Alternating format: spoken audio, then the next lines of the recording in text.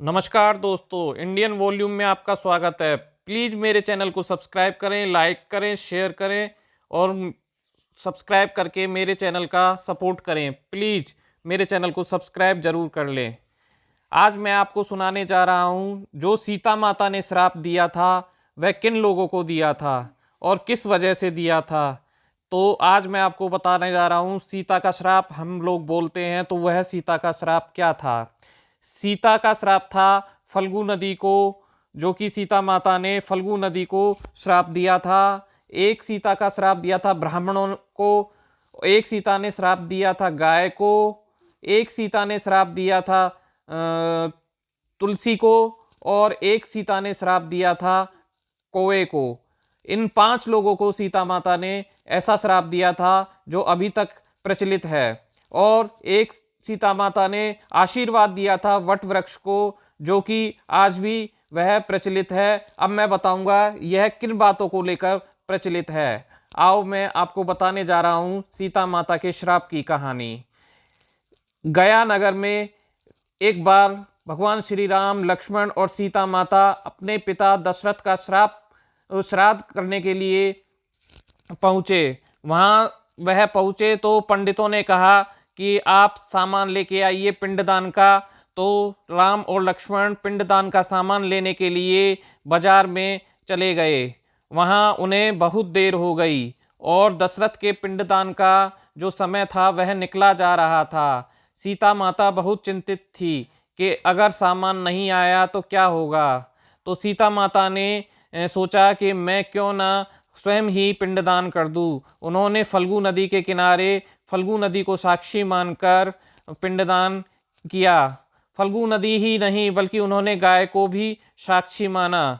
गाय के अलावा उन्होंने वहाँ कौवे उड़ रहे थे, उन कौवों को भी साक्षी मानकर पिंडदान की विधि शुरू कर दी।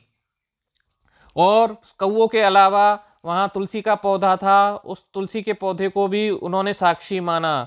इस तरह उन्होंने तुलसी पौधे के अलावा वहाँ जो ब्राह्मण पिंडदान करवा रहा था उसको भी उन्होंने साक्षी मानकर अपनी जो पिंडदान की रीति थी वह उन्होंने पूरी कर दी।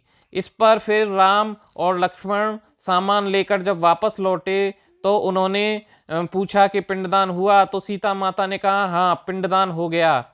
तो सीता माता बोली कि पिंडदान हो गया है और चलो अब चलते हैं, क्योंकि समय निकला जा रहा था और पिंडदान करना जरूरी था, तो मैंने पिंडदान कर दिया।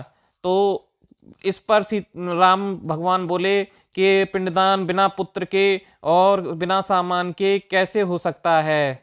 तब सीता माता ने कहा कि पिता दशरथ की आत्मा मुझे पुकार रही थी कि जल्दी पिंडदान करो, पिंडदान का समय निकला जा रहा है, इसलिए मैंने किसी को भी न पूछते हुए पिंडदान किया है। आप चाहे तो यह फल्गु नदी इसकी साक्षी है, आप इससे पूछ सकते हैं। लेकिन फल्गु नदी ने उसका साक्ष्य देने से मना कर दिया।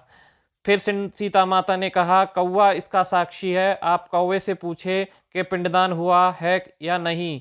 तो कौवे ने भी मना कर दिया। फिर सीता माता ने कहा आप गाय से पूछिए कि गाय इसका साक्षी है, तो गाय ने भी मना कर दिया। तुलसी ने भी फिर ऐसा ही किया, उसने भी मना कर दिया और ब्राह्मणों ने भी मना कर दिया। इस तरह सब लोगों ने मना कर दिया। लेकिन एक वट वृक्ष ऐसा था, उसने कहा कि नहीं पिंडदान हुआ है, पिंडदान किया गया है। तो इन 5 लोगों को सीता माता ने श्राप दे दिया और वट वृक्ष को आशीर्वाद। जब भी वट वृक्ष हमेशा के लिए लंबी आयु प्राप्त करता है और इन 5 को श्राप है। धन्यवाद।